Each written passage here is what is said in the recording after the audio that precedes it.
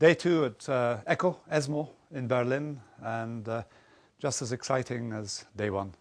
Some really big guns have turned up here to tell us about how you go about inventing new things in cancer and then taking them through to the clinic.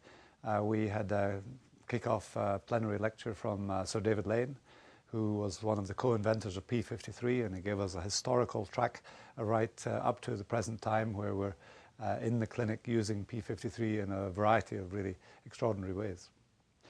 Then we had another key inventor, this time the oncogene cloner, Professor Mariano Barbacid, who heads up this extraordinarily interesting, exciting and innovative cancer institute in Madrid.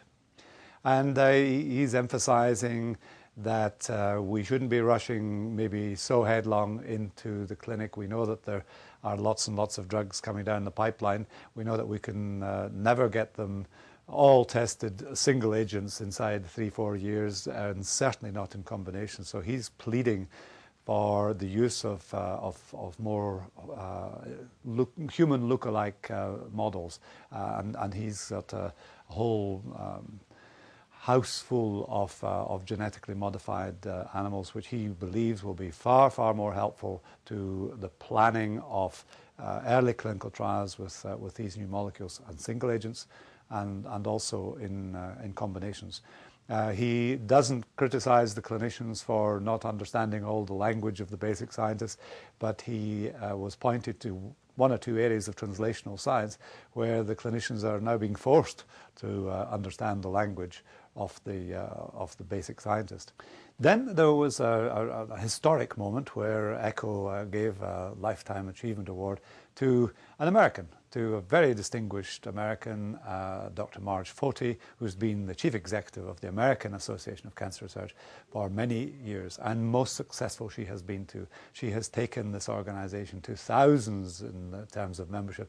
Half of the membership of this august Association for Cancer Research are clinicians or translational scientists.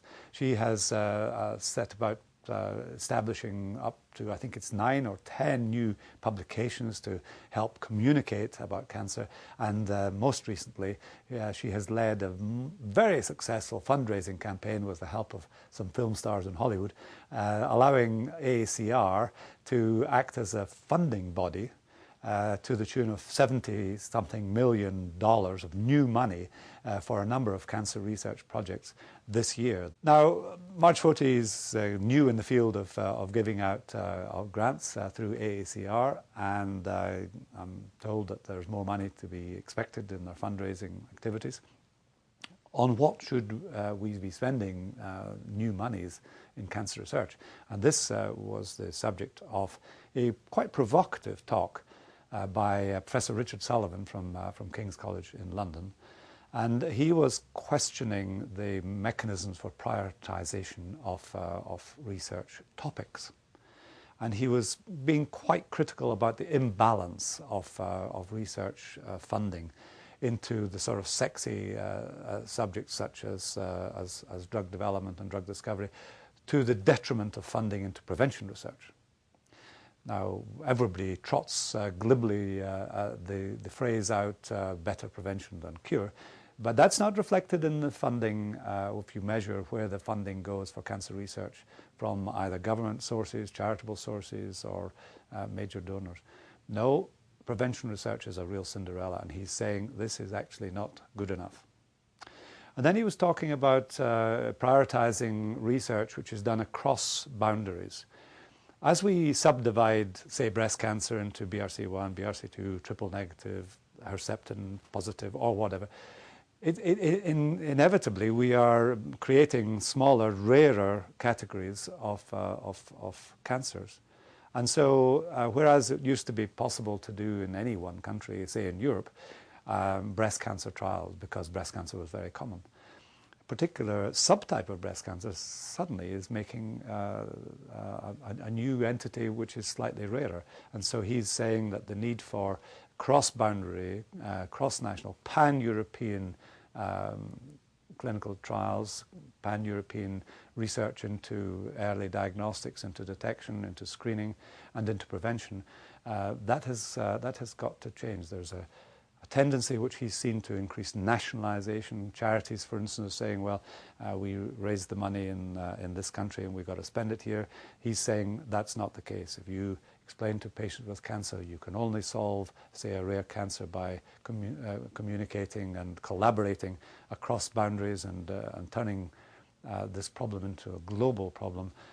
That's the way we've got to go, that many donors will understand that. And this is a really important way to go. And then the third criticism that Richard Sullivan aims at the establishment is the crowding out of young people from the research grants process, young people who have got creative new ideas, by definition innovative. There is a tendency as cancer institutes get bigger and there are fewer of them that they review each other's project grants and they scratch each other on the back. It's called a magic circle. It's a well-known phenomenon.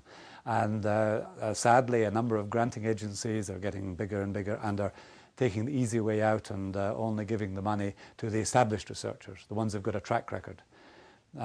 Forgetting perhaps that they made their name and their reputation when they were young investigators and doing things that were innovative and useful.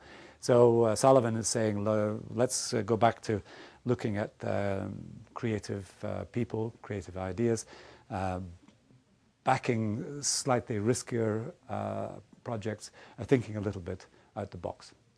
So lots of great science here from really important and experienced cancer researchers, spanning all the way from the lab to the bench side.